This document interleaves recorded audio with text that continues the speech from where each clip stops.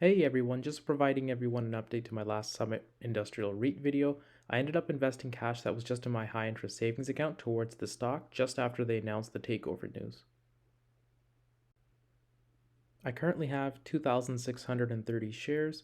My average was $22.41 and it's currently at $23.22. However, half of those shares I bought using some margin since I was only going to hold for 3 months.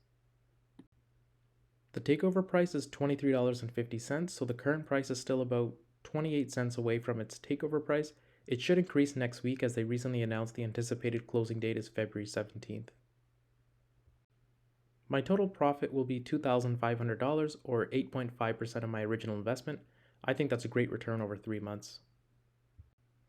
Now, a lot of you will be thinking that I would have been better off investing in the S&P or really any other stable Canadian dividend stock, and in hindsight, you're right.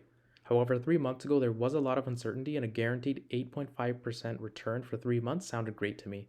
I'll be redeploying this cash soon, so make sure you subscribe to get my latest portfolio updates. Thanks for watching.